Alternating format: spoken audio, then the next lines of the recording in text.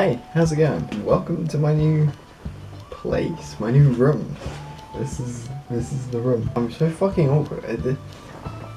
The thing is, I really enjoy doing this, but every time I go a little while without doing it, the first time doing it again, I forget how to do it, which is a bit dumb, but we're running with it. On that note, my last upload was the 30th of May. It's now the 4th of August? 4th of August. It's been a while, and I'm sorry about that. I've missed doing it. I really have. There's a couple of reasons. Obviously, as I touched on in the last video, and as I mentioned by introducing my new room, I moved out from my parents' house. There was a bit of a screw up with that. Basically, the day I was due to move in was a Saturday, but they didn't have a key for the back door, and the landlord was up in Manchester, so I wasn't able to move in until the Monday, which handily I had booked off work. But the plan was move in Saturday, then I've got Sunday and Monday to unpack, go shopping, do all of the stuff that I need to do. I didn't really do a lot of unpacking during the week because I was so tired. I was essentially going from no exercise really besides walking to cycling 20 minutes there and back every day. By the time I got home in the evenings, I was really tired and just couldn't really devote the energy to it. So for the first couple of weeks really, I was playing catch up on unpacking, on sorting out my room how I wanted it. I'm now pretty happy with how my room is. I'll probably give you a tour in another video once I've done some hoovering because it's a little bit messy at the moment. There's some like clothes handily put just out of camera. But yeah, no, I'm really happy with my room. It feels like my kind of space. It's not necessarily 100% how I would want it. I would want more photos up, I would want shelves, but renting, so the landlord says no, you don't do it.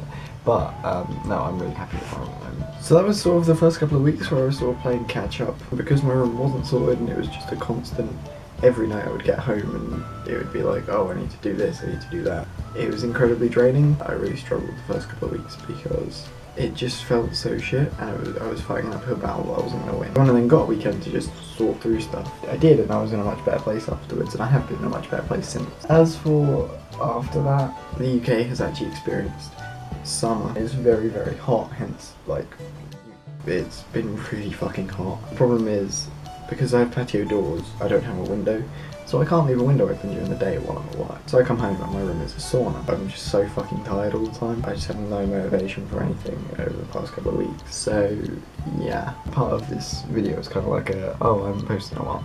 Something else I haven't done in a while is check on my Ask a Fan. So I figured what I would do is go through and answer some questions for you all. Jesus fucking Christ, there are so many questions. Jesus. I have 303 questions in total I haven't answered. Fuck me. Alright, let's have a look through some of these. What do you think, where isn't the spot for humour?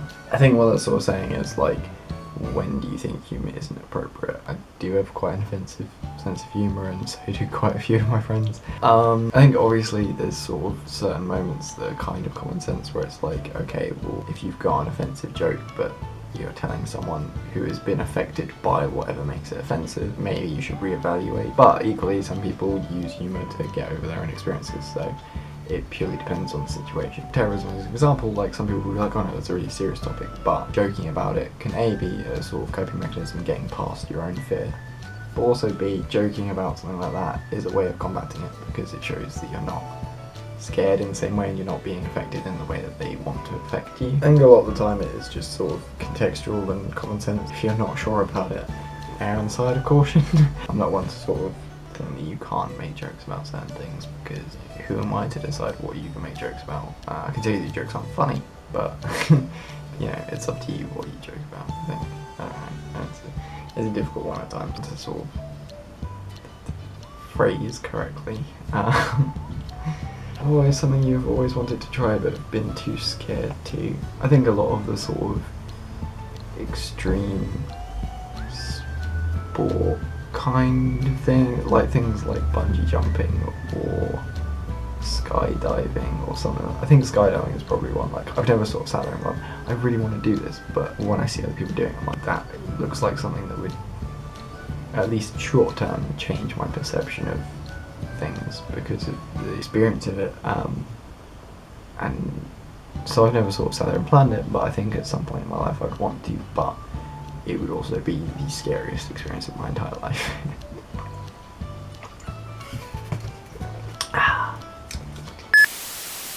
Are you open-minded, narrow-minded, or somewhere in between? Somewhere in between. I think it's the only real answer that I can give for this. There are some things that I'll be very open-minded about, I'll be very understanding or quick to change, but there are other things that I'll be very sort of narrow-minded about and stuck in my ways. I'd like to be more open-minded. A lot of the time the sort of change comes naturally. Like if someone was to say to me this and this about that, you know, I'm not necessarily going to go, oh yeah, great, I totally agree with you now. But I think over time my brain would just sit there and whir in the background and process things, and suddenly one day I'll be like, what about that thing? And it'll just come to me like, and it, yeah, just, oh, that's really wishy-washy answer. If you were a video blogger, what would your videos be about? Me, because I'm a huge narcissist. Actually, I'm gonna have to Google that to make sure I do actually use the right word. But yeah, there we go. A person who has excessive interest in or admiration of themselves. I think the funniest part of that is some people would genuinely describe me as that, whereas I think I'd say I am a little bit of a narcissist. I do kind of, not necessarily love myself, I like myself a lot more than I used to. I think I've sort of earned being a little bit of a narcissist, but yeah. That's not what the question was about, so let's talk about that. What online games do you play? I tend to play mostly Rocket League and Fortnite at the moment. Played a bit of Call of Duty, I used to play a lot of GTA, FIFA, but I've not lost interest in football, but I don't follow it as much, and as such I don't really play FIFA as much. But yeah, mainly Rocket League and Fortnite, although I missed the Wi-Fi at my parents' house because that was amazing. I tend to deal with a lot more lag and a lot more sort of dropping out now, but it happens. Hey, what is your favourite pastime? First of all, thank you for saying hey, that's a really nice touch. Favourite pastime? Oh, can I list 3? I don't know what I'm asking, you can't hear me. I would say gaming. I enjoy gaming. I've enjoyed gaming a lot since I moved out. Vlogging. I kind of need to get back into it, but that's been one of my favourite hobbies over the past sort of year and a half. And music, which is sort of a vague thing to say, but like it encompasses listening to music, singing, every so often trying to learn to play music. Also writing music as well. I enjoy writing music. I need to get into learning actually to produce music, but in terms of actually writing songs, I do enjoy that. So yeah. Ooh. Are humans truly creative, or do they gain their ideas from prior observation? This is actually something that we discussed at uni, because creative writing, you know, can you write anything original, or is it just a combination of anything you've read or anything you've experienced? Which I think is really interesting. I'm going to try and put my feet up here. I don't think it's going to work. Oh, hey! Oh, you boy. It's, ow, fuck. Oh. I don't even know if you can see me. But yeah, I think yes and no, because I think we can be truly creative, but I think at this point the majority of it is going to be reworkings of prior observations, and observations I don't mean like rewriting songs based off other people's songs, but it can be just based off of your life, based off of your experiences. But the problem is it's not really something you can test. Like, would this person create if we just sat them in a dark room with nothing to observe? Like, we don't know what they would create from nothing. Hey friend, have a good day. Thank you very much, you too. I'm probably going to do 1 or 2 more because the camera just switched itself off and I had to restart it, which means it's probably about 27 minutes. Which is long. What style of hair do you like? Apparently this shit. I like having long hair, but I hate having hair around my ears.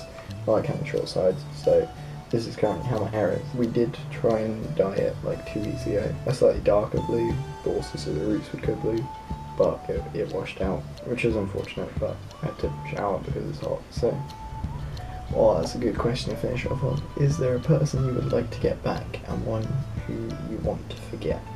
I know it says person, but I'm going to go outside of people and say, in terms of getting something back, I would say Buster, because I miss him a lot. I know that my family did as well. Not that they're unhappy, that, you know, you find new happiness in life and all the rest of it, you know. Life sort of, horrible as it sounds, carries on and you have to carry on with it, but it would be nice. As for who you want to forget, I'd say no one really. I think cliche as it sounds, like my experiences and the people that I have known throughout my life have helped shape me into who I am now. I'm pretty okay with who I am now. I mean, like, I could think back and go, well, that guy was a bit of a prick during school, so, you know, I could have done without that, but it's the little stuff, you know, it's not stuff that matters anymore. And on that, mate, that's gonna be it. I will catch you all in the next one. Peace. So let's answer some video. Fucking, oh my god. I need more sleep. I'll tell you why I actually know. It's because I was playing games and shit last night till about 1 AM, and then I got woken up at 7:45 by a hairdryer. Yay.